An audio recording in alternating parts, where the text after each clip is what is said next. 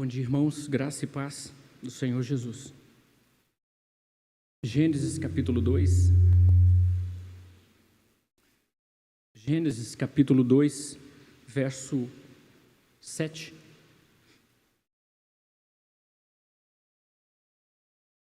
E depois João capítulo 1. Gênesis 2, 7. Então formou o Senhor Deus ao homem do pó da terra e lhe soprou nas narinas o fôlego da vida, e o homem passou a ser alma vivente. Então formou o Senhor Deus ao homem do pó da terra. João capítulo 1, verso 14.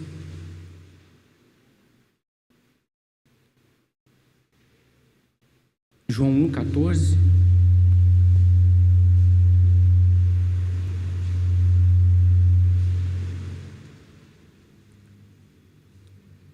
E o Verbo se fez carne e habitou entre nós, cheio de graça e de verdade. E vimos a sua glória, glória como do unigênito do Pai. E o Verbo se fez carne.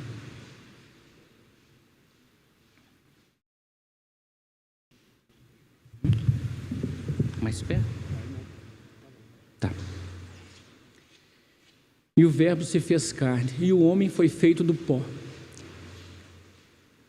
Os irmãos têm falado sobre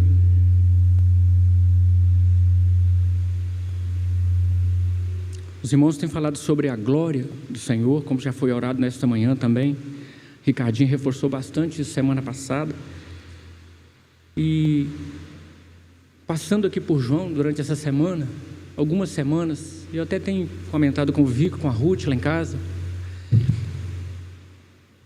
Será que eu poderia falar assim, ó, e o Verbo se fez pó? E o Verbo se fez barro? E o Verbo se fez carne? Essa carne foi feita do pó. Eu creio que o Senhor, para a gente entender como participar dessa glória, dessa mesa, conforme o Celso acabou de orar. Irmão, eu posso falar alto, sem microfone, se precisar. Não estou brigando não, tá, irmãos? Pode continuar? Tá. O Senhor, Ele criou uma situação, um caminho. Conforme o Celso orou, nós somos completamente indignos por nós mesmos de participar. Não tem nada em nós, nada. Muito pelo contrário. Nosso lado é indignidade mesmo. Mas o Senhor, o que Ele fez, conforme a oração do Clandeir também, para a gente participar da sua glória, participar do seu amor, participar dessa mesa. Olha o que o Senhor fez, irmãos. No capítulo 1, o Senhor se faz pó, e o Verbo se fez pó, e o Verbo se fez barro, guardando as proporções, é claro. No capítulo 2 de João, o Senhor faz 2 milagres. O Senhor transforma o interior das talhas de água em vinho. O Senhor disciplina o interior do templo no capítulo 2. O Senhor se fez barro para nos dizer o que Ele gostaria de fazer, o que Ele vai fazer conosco. No capítulo 1 Ele se iguala a nós, Ele desceu até nós para que nós pudéssemos entender o que é participar da sua glória. No capítulo 2 eu falo, eu quero transformar o interior e eu quero disciplinar esse interior do templo, interior das talhas. No capítulo 3, o Senhor fala, para isso acontecer, para transformar o interior, para disciplinar o interior, tem que nascer de novo em Nicodemos. E assim o Senhor faz, o Senhor mostra. E o Senhor começa a primeira obra, João capítulo 4. Na mulher samaritana, representando a humanidade, o Senhor fala, vocês têm desejos, eu preciso saciar a vontade de vocês, não do jeito que vocês gostariam. Mas vocês têm desejo, eu coloquei o desejo no coração de vocês, mas tem uma parte que só o Eterno pode saciar. Eclesiastes, me parece que 7:11, não estou bem certo, fala, e o Senhor colocou a eternidade no coração dos homens. Então nós temos um desejo, que nada a não ser o Senhor venha satisfazer o nosso desejo. Na mulher samaritana nós somos satisfeitos no Senhor. No capítulo 5 o Senhor fala, mas para vocês participarem dessa glória, vocês são paralíticos. E o jeito que vocês se curam é participando, é correndo e entrando no tanque.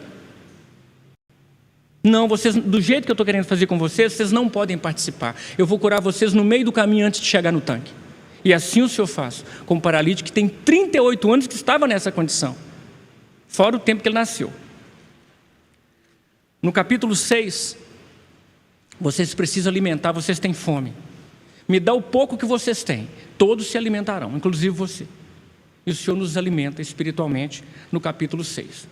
O Verbo se fez pó, para nos dizer o caminho que é participar da sua glória e ser digno de participar dessa mesa.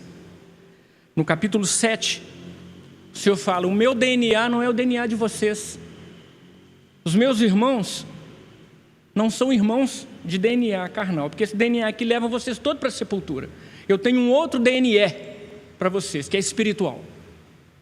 Já oramos aqui, somos irmãos do Senhor, na condição que Ele nos deu. Então nós pertencemos a um DNA agora diferente, espiritual. No capítulo 8, vocês precisam ser perdoados. Tem perdão para vocês. Tem jeito para vocês. Porque eu dou o jeito para vocês. E o jeito é o perdão. No capítulo 8. No capítulo 9 de João, vocês são cegos de nascença para enxergar o que eu tenho para vocês. A minha glória. Vocês são cegos. Eu vou curar vocês. Eu não sei. Eu só sei que eu era cego e agora eu estou vendo. Porque o Senhor me deu essa condição. No capítulo 10... porque o Senhor nos colocou nessa situação, porque pertencemos à sua família, por tudo que Ele fez, porque satisfez o nosso desejo, porque o Senhor dá as condições para isso. O Senhor fala no capítulo 10, eu sou o bom pastor, e eu tenho um rebanho que é do tamanho do planeta. Irmãos do Japão, irmãos da China, vocês pertencem a um rebanho do qual eu sou o pastor. E no capítulo 11, vocês precisam morrer em Lázaro, na figura, e ressuscitar no Senhor. Então, de Nicodemos a Lázaro, o Senhor nos fala do que Ele quer fazer conosco, para participarmos, para enxergarmos a sua glória, para podermos, com dignidade do Senhor, participar. Para poder falar, o Senhor é o nosso irmão mais velho, o Senhor é o nosso Pai, e o Verbo se fez barro, e o Verbo se fez pó, para dizer ao pó, este é o caminho.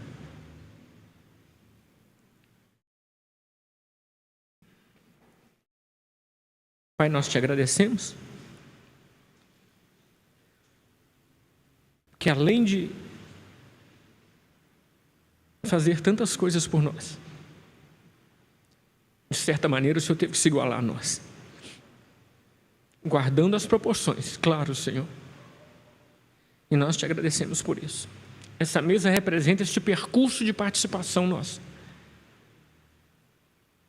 Mesmo o Senhor nos mostrando tudo que tem que acontecer. E qual é o processo que o Senhor quer fazer em nós, para pertencermos ao Senhor, participarmos da Tua glória.